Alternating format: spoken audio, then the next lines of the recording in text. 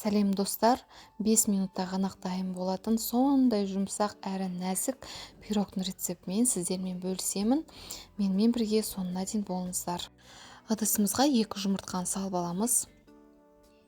150 грамм қант саламыз. Барлығын ағарғанға дейін араластырамыз.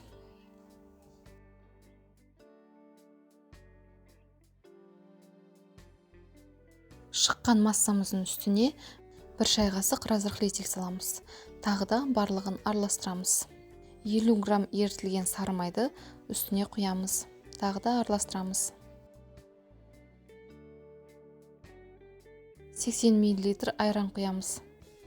Бұны да араластырамыз. 180 грамм ұнымызды 2-ге бөліп салып, тағы да араластырып отырамыз.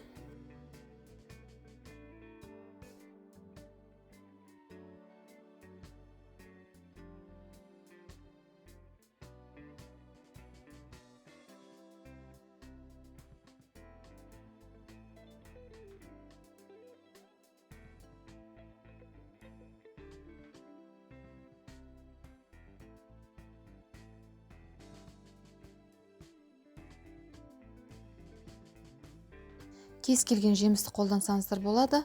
Мен малина мен қарақатты салдым. Лопаточканың көмегімен араластырып, формамызды дайындап алып, соған барлығын құйып шығамыз.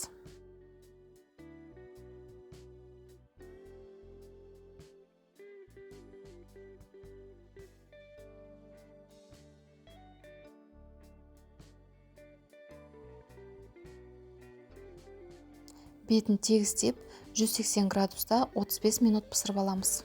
Осылай әдемі болып пісіп шықты.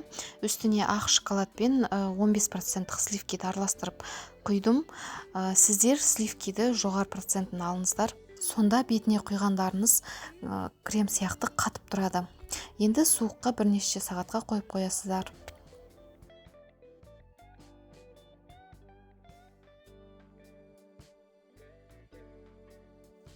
Осылай міне өте жұмсақ, дәмді, әрі арасы влажный болып шығады, құрғақ болып қалмайды, уайымдамаңыздар. Өте дәмді болып шығады. Міндетті түрде жасап көріңіздер. Барлықтарыңызға ас болсын.